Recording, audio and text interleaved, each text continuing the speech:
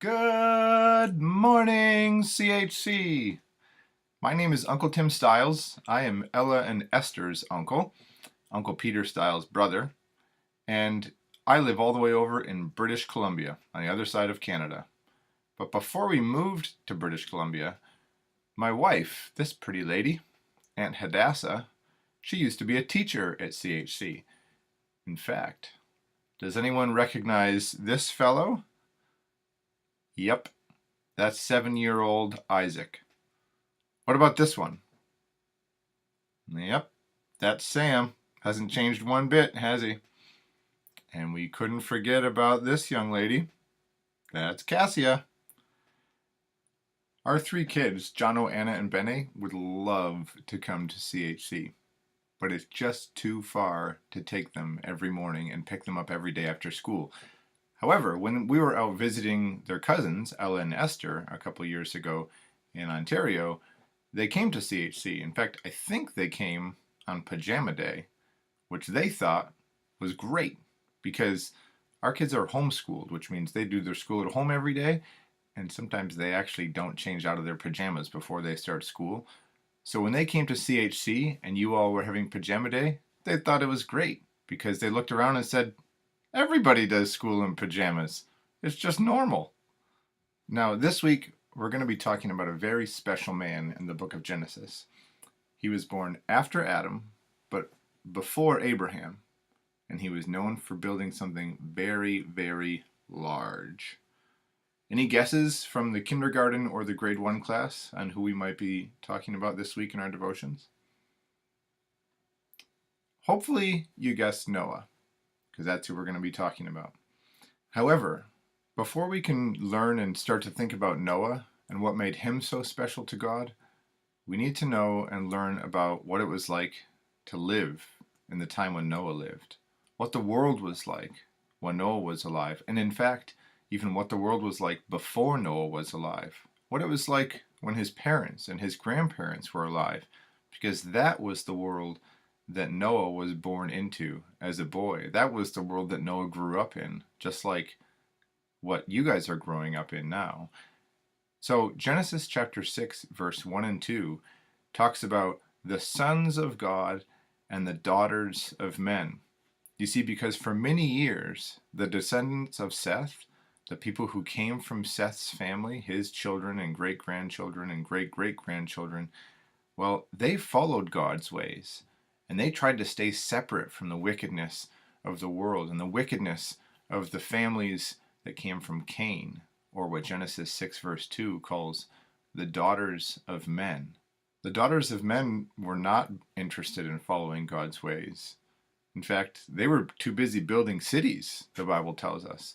They were too busy making a name for themselves. That means they were trying to become famous. They were doing things like, well, inventing new things and trying to be creators and making new instruments and becoming great musicians, and they were interested in entertainment, and, well, it also tells us they were interested in violence. It was a very violent world that Noah was born into. So these people, these daughters of men, they were really good at what they did.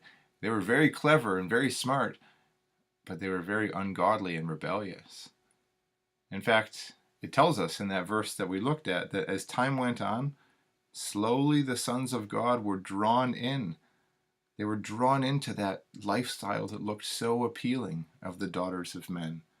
It says that they saw the daughters of men, that they were fair, they were beautiful, and they took them wives of all which they chose. They forgot that they needed to stay separate. They looked out there in the world and it just looked so appealing. Those women looked so beautiful. The things that all the people out there were doing, it just looked so fun and inviting. And they forgot to stay separate from that world. And so they started marrying people from the world. And well, as a result, it tells us that sin just started to explode in the world. It just started to increase so rapidly. Now, Genesis 6 verse 5 talks about how every imagination of the thoughts of his heart was only evil continually. Everything he thought about, day and night, all day long, all the time, was just sin. And that's not so different from the world we live in today, is it? So many people just go around living their lives and they don't think godly thoughts. They just think sinful thoughts, just evil thoughts all day long.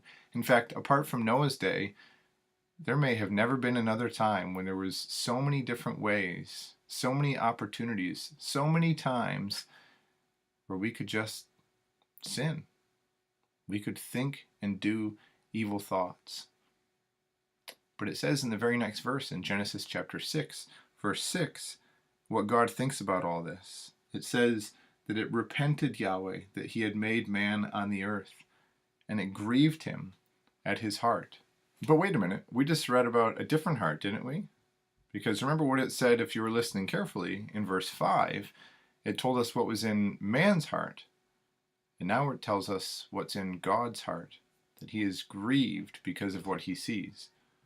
Now remember that in the Bible, when it talks about our heart, it's not just talking about that thing that pumps our blood through our body, and pumps the blood up to our brain and through our arms and down to our legs to keep our body moving. When the Bible talks about our heart, it's actually talking about what's in my mind. So in this case, every imagination of the thoughts of man's mind was evil. And in God's mind, he was saddened by that. He was grieved by what he saw in men's heart. Now, let's do a quick object lesson for this to compare what we see in men's heart versus what God sees. Look to the person on your left and to the person on your right. Now, can you see what is inside them? No. I mean, you know that they probably have a brain and they probably have a heart inside there and some lungs. They probably have some muscles, maybe more than me. But do you know what's in their heart? Do you know what they're thinking? You don't, right?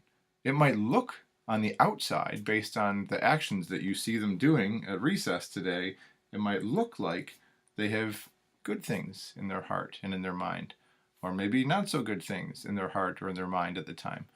But that's kind of like if I show you some delicious looking donuts. Doesn't that just look so yummy? I love jelly donuts. Raise your hand if your favorite type of donut is a jelly donut. Well, if it's not, sorry, this is what I brought today. You see a jelly donut and it looks so delicious. And so you pick one up off the plate. It doesn't matter what flavor it is because you just love jelly donuts. And so you rip that jelly donut open. Oh, and you go to take a big bite and you check what flavored. And it's mustard flavored. Nobody likes a mustard flavored jelly donut. I certainly don't like a mustard flavored jelly donut. But that's kind of like what it is with us, right? We can't see what is in each other's heart.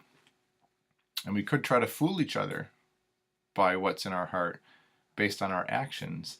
But God sees exactly what's in our heart. He knows what every thought and imagination in our heart and in our mind actually is, and whether that's evil or good. Now, can I get a volunteer, just in closing, to read this passage from Psalm 51, verse 10?